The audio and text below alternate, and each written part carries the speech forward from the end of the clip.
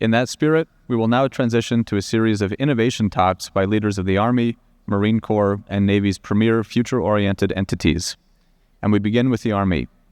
I have the pleasure of welcoming to the stage Commanding General of United States Army Futures Command, General James E. Rainey. Well, good morning, everybody. Thanks for being here, and thanks to the people that put this incredible event on. I'd specifically like to thank the Carter family. AFC, Army Futures Command's accountable to the Secretary of the Army, Chief of Staff of the Army for transforming the Army. So pretty big job. When I was told I was going there, I asked about 100 people for recommendations of things to read. And indisputably, number one was Secretary Carter's awesome book, Inside the Five-Sided Box. And then that's just one example of real tangible legacy that former secretary left. And I just wanted to start by saying thank you. Okay, I got a real short time here, about 20 minutes. I'll be honest with you. When my staff first told me, hey, we're speaking, going here, great forum, you got 20 minutes. And I thought to myself, man, I have way more interesting stuff to say than you could possibly fit into 20 minutes. Then I saw the lineup of the distinguished speakers, and I said, why the hell did you guys sign me up to do this? So I'm in over my head, like batting seventh for the Yankees or something. But I will try and be interesting. I got 3 topics for you. 1, technology is a U.S. superpower. 2, we have to go faster. And 3, we should start mobilizing right now as a country. Technology is a U.S. asymmetric advantage, indisputably. Better people than me, the panels yesterday explained, it is one of the places where we retain a significant advantage over any of our competitors. And we should sustain that, but we should do it in a way that elevates technology to the level of an instrument of national power. So you think the way we think about our diplomatic power, military power, information, economic, I would offer to you that there's no reason that technology shouldn't be on that same level as we employ that and use it to deter conflict. If you think about it, the nexus of technology, innovative culture, free market capitalism, all those in academic excellence, all those inherent advantages we have as a country. So there's some places we need to catch up, but I would first offer to you that we ought to capitalize on that great strength that we have. Because I really believe, and I spend a lot of time in the modernization business working with our great teammates at ASALT, the Honorable Doug Bush, who's our acquisition executive. But I would offer to you that my experience about 18 months into doing this full time is that we do not have a technology problem. We have a tech adoption problem. And I won't speak for the department, but I feel comfortable saying that for the Army. I've never asked a company to do something that they haven't come back in a reasonable amount of time and said, we can do that. Can you guys actually buy it? Which is a great question. Okay, so technology is a U.S. superpower. Let's sustain that. Second thing is we absolutely have to go faster. And this is not a criticism of any people. Nothing but great patriots and great Americans in this process. But we have a set of processes and policies that were designed for a period of time that may or may not have worked, that I would offer are wholly insufficient for the problem that we are facing right now. The rate of disruption, the advances our enemies are making, argue for us learning how to go much faster. And I think we absolutely should build that muscle memory now, that adaptability now, because we are certainly going to need it if we find ourselves in conflict. And in the interest of time, I'll try and be brief.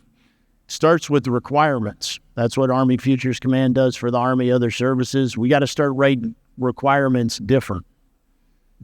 We need to ask for capabilities. We need to spend great energy to get as clear and succinct as problem statement as we can and provide that to the industry teammates, right? My experience with industry, the less you give them, the better options you get back. But it all starts with great clarity in that problem statement.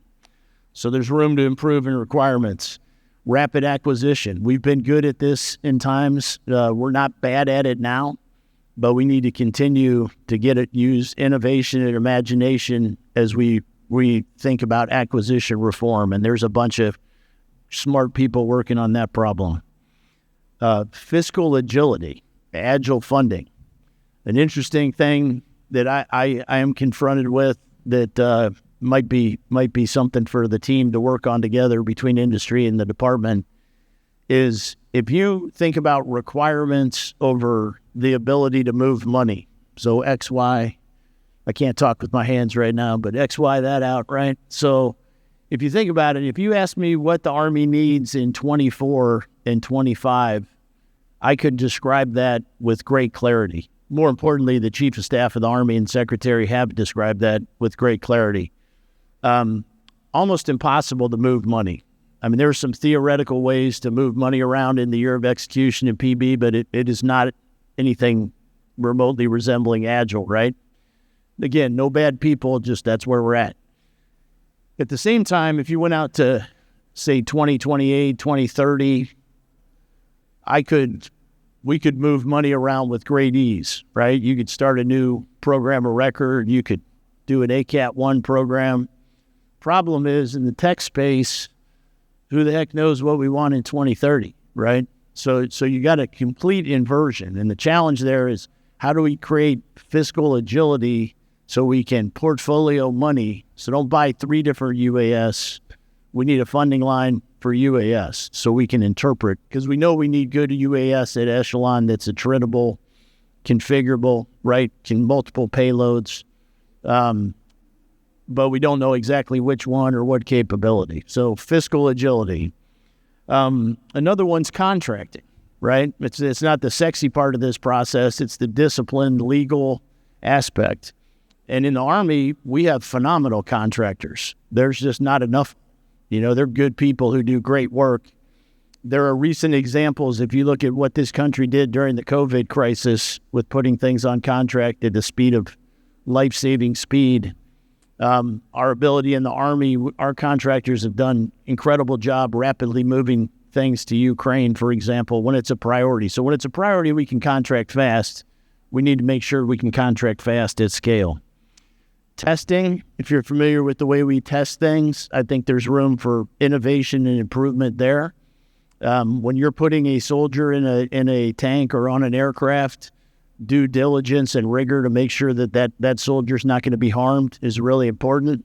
But when you're testing software, does it really need to be that hard? It kind of works or doesn't, right? Or an unmanned system is I like to remind people that they're unmanned for a reason. You can do different things. So a little bit of not really testing reform, but making sure that we're testing from inception as we go, so there's not a wait. They're not putting a gap in your pipeline.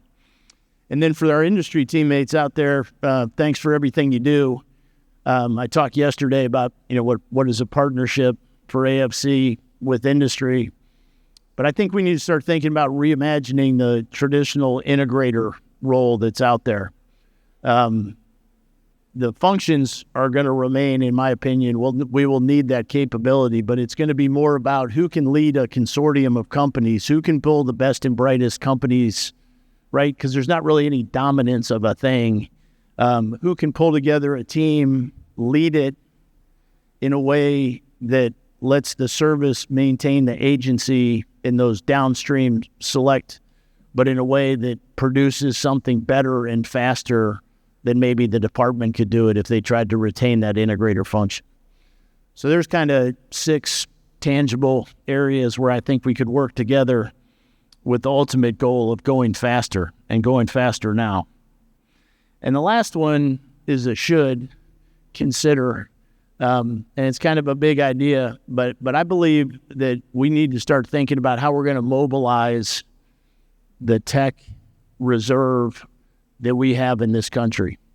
Everybody's famously talking about how good the Ukrainians are at innovating, and it's a culture, and they're moving rapidly.